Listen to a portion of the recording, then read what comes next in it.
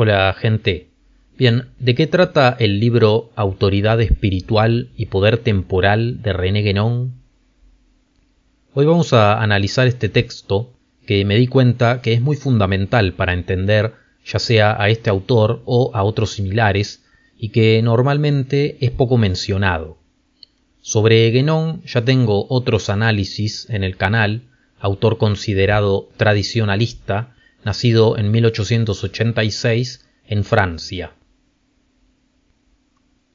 Bien, para empezar, en este texto se vuelve fundamental entender una división que aparece en varios de sus libros, que se da entre lo trascendente y lo contingente.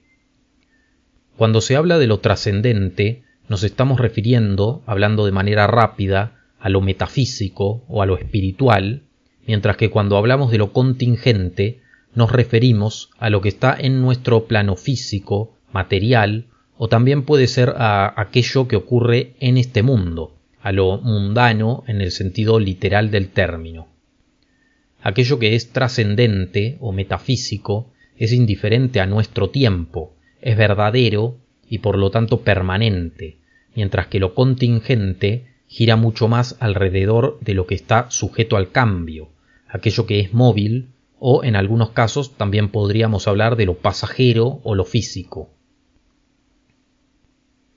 Aún en la actualidad, en nuestro tipo de sociedad moderna, sabemos que entre nosotros ciertas personas son más dadas a buscar y entender el primer aspecto, mientras que otras se orientan hacia y entienden mejor el segundo, y hay casos no muy numerosos que intentan comprender los dos.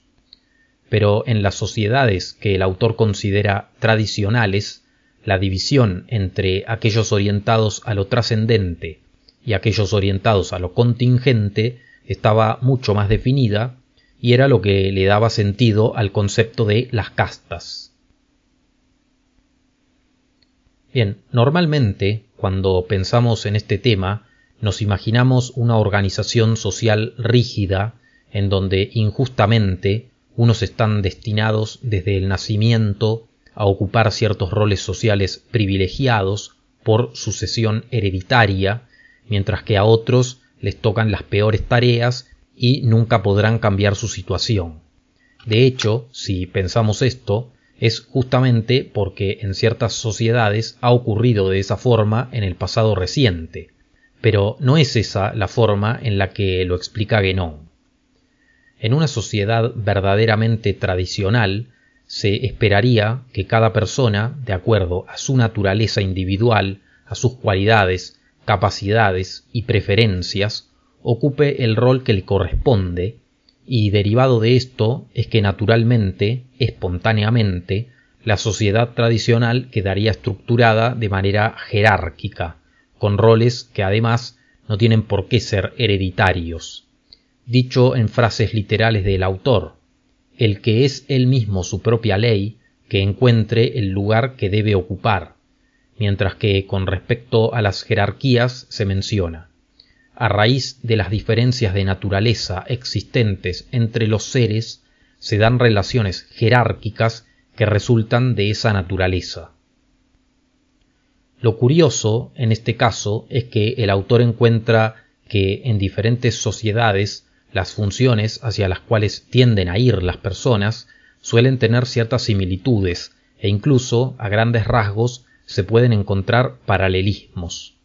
Por ejemplo, dos culturas dentro de las cuales pueden haber existido algunas correspondencias en sus organizaciones sociales son el hinduismo y el cristianismo, específicamente durante la Edad Media. Así como estaban los brahmanes, estaban los clérigos. Así como estaban los kshatriyas, estaban los emperadores o los reyes. Así como estaban los vaisyas, estaban los comerciantes, posteriormente burgueses. Y así como estaban los shudras, estaban también los peones o los trabajadores. Lo interesante de esta suerte de correspondencia es que nos devuelve nuevamente a la distinción entre lo trascendente y lo contingente.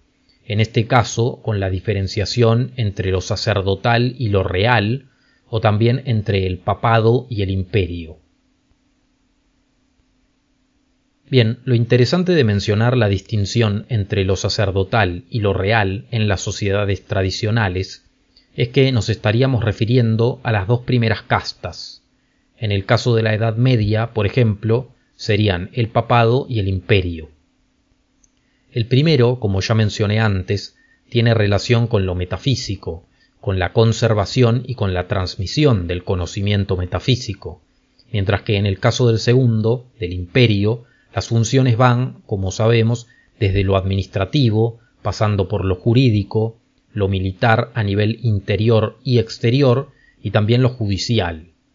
En definitiva, esta dualidad entre los bandos no trata sobre otra cosa que la siempre compleja relación entre lo que hoy diríamos que es la religión y la política, con el detalle de que hoy la política no solo que no está regida por otro grupo que tenga conocimientos metafísicos, sino que directamente esos conocimientos van quedando cada vez más olvidados, no se los tiene en cuenta casi que en nada, aun cuando a veces formalmente a nivel exterior se mantengan ciertos protocolos. El punto de vista tradicional en la visión de este autor se puede ver justamente relacionando estas dos partes con el propio título del libro.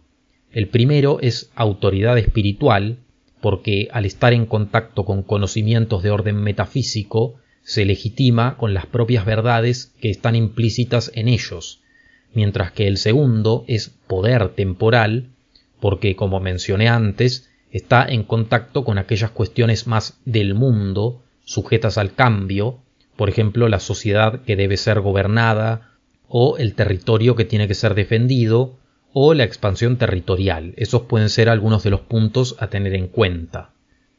Está claro también que en el ejemplo de la autoridad espiritual, en el caso cristiano, el protagonismo lo tiene el Papa junto con el clero, mientras que el poder temporal estaba ejercido por el rey o por el emperador y por todos los subsiguientes miembros de la realeza. Como venimos diciendo, el primer grupo se encarga de los principios y el segundo de las aplicaciones. Dentro de los principios está, como también dije antes, la conservación y transmisión de la sabiduría. De hecho, marca Guénon que literalmente en su origen la palabra clérigo significaba hombre que sabe, y si bien son los depositarios de esos conocimientos, no necesariamente significa que los escondan o que los monopolicen. Tampoco esto significa que no tengan contacto con el mundo. De hecho, también ellos realizan las funciones relacionadas con el cumplimiento de los ritos que pueden percibirse como más exteriores, aunque sabemos que tienen un trasfondo profundo. Sobre el segundo grupo no es necesaria mucha más explicación, porque como dije antes, recaían sobre ellos las tareas de administración, defensa interior o exterior, orden, tareas que típicamente entendemos como políticas, pero que a continuación vamos a explicar cómo deberían ser ejercidas desde un punto de vista tradicional para no entrar en cortocircuito con la autoridad espiritual. También habría que aclarar en este caso que Guénon marca que si bien realizan estas tareas, eso no significa que no tengan ningún tipo de conocimiento metafísico. Algo siempre es conveniente que sepan. Bien, para que la relación entre la autoridad espiritual y el poder temporal sea la correcta, es necesario entender que, metafóricamente hablando, la primera es como un eje fijo, un pivote, alrededor del cual las cosas contingentes giran. Esta cualidad tiene que ser reconocida por la propia autoridad misma, así como por el poder temporal, y un signo histórico de esto puede verse en la Edad Media cuando el Papa consagraba a los reyes. El problema se da cuando estas dos facciones, en lugar de seguir esta relación de subordinación de la segunda a la primera, comienzan a enfrentarse, a vivir una especie de lucha por la supremacía. Normalmente, en el campo histórico, esto ha ocurrido concretamente porque la segunda casta, la de los yatrillas, o lo que podría ser más o menos comparable en el caso europeo con el imperio o la realeza, ha querido directamente rebelarse o incluso usurpar la posesión de la primera, es decir, la de los brahmanes, comparable en Europa con el papado. Esto, como lo vamos entendiendo, tiene como resultado un golpe a estas jerarquías naturalmente establecidas de las que hablé antes, las jerarquías que se establecen espontáneamente cuando cada persona ocupa el rol en donde realmente pertenece. La intención del poder temporal por ocupar el dominio espiritual no es otra cosa que una inversión que, en la práctica, generaría efectos como una negación de la intelectualidad más profunda que es necesaria para asimilar el conocimiento metafísico, y también provocaría una confusión social absoluta. Provoca también un efecto dominó. Los kshatriyas, que primero son los rebelados contra los brahmanes, sufren después una rebelión ellos mismos por parte de los vaisyas, y así sucesivamente. Lo que en un principio empieza como una insubordinación de lo físico hacia lo metafísico y como una humanización de lo sagrado, deriva luego en una reacción en cadena que a su vez termina en la negación de toda autoridad. Esta situación se habría dado de forma similar en Europa desde el siglo XIV, donde, según el autor, se da una de las mayores rupturas del mundo occidental, concretamente en Francia, con el caso de Felipe el Hermoso enfrentándose al Papa Bonifacio XIII, y luego con la orden, bajo influencia del mismo rey, de suprimir a los templarios. Desde ese momento en adelante es que, según Guénon, se habrían ido desencadenando una serie de acontecimientos que van debilitando el poder papal para terminar llegando a la Reforma. Desde el punto de vista del autor, entonces, la Reforma de Lutero no fue el comienzo de un quiebre, sino la conclusión de algo que se venía dando durante todos esos años. Un complemento de esto se fue dando con la división administrativa de las naciones-estado y la creación de iglesias nacionales respectivamente. Un poco como forma de demostrar las reacciones en cadena que se derivan al desordenar las jerarquías que se defienden desde el tradicionalismo, se puede decir que más adelante sería la burguesía la que se rebelaría frente a los reyes y luego los trabajadores los que se rebelarían frente a los propios burgueses, no siempre instaurando el socialismo, aunque sí poniendo culturalmente a los trabajadores en el lugar central.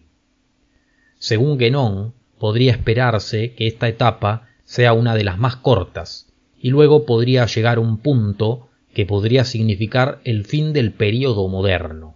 Y esto se dice así, sin muchas más aclaraciones, al menos en este libro, con las muchas preguntas que nos puede generar esa expresión.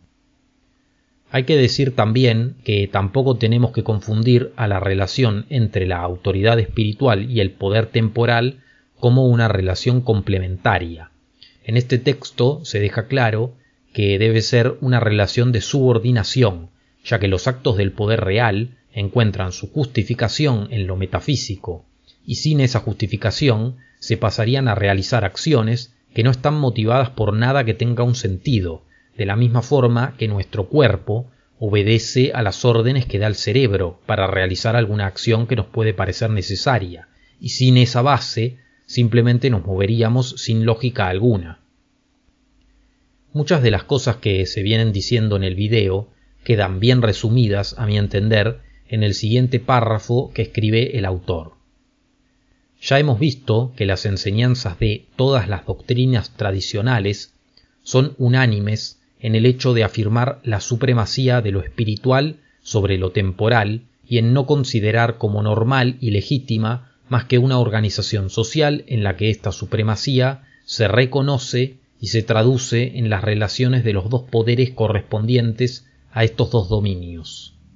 Por otra parte, la historia muestra claramente que el desconocimiento de este orden jerárquico trae consigo por todas partes y siempre las mismas consecuencias, a saber, desequilibrio social, confusión de las funciones, dominación de elementos cada vez más bajos y también distorsión intelectual, olvido de los principios trascendentes primero y después de caída en caída se llega hasta la negación de todo verdadero conocimiento.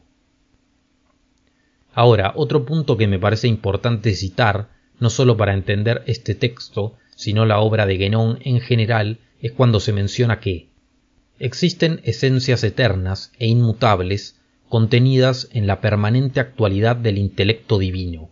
O sea, esto es lo que podemos entender probablemente como arquetipos. Y luego se agrega que las cosas, por contingentes que sean, en sí mismas, traducen o representan los principios, de manera que eso luego lleva a entender que es esta correspondencia la que es el verdadero fundamento del simbolismo. Lo último que se me ocurre decir es que el autor deja abierta la puerta a una especie de restauración que podría ocurrir en cualquier momento. Bien, como conclusiones no se me ocurren muchas cosas para decir realmente en este caso, aunque sí que me llamó bastante la atención la parte en la que se habla de que el final del periodo en el que se pone al trabajador como punto cultural central podría significar el fin de lo moderno, porque tal vez Guénon acertó en ese caso, ¿no? Sabemos que hay quienes dicen que la etapa moderna propiamente dicha ya estaría terminada y le habría dado paso a la posmodernidad. Otro punto que me parece importante decir es que, por ejemplo, yo, estando en la realidad en la que estamos, sí que defiendo en parte a la soberanía nacional y demás, pero sí que me interesa que algún proyecto político que defienda a la nación tenga al menos en cuenta y que tenga algo de conocimiento espiritual o metafísico.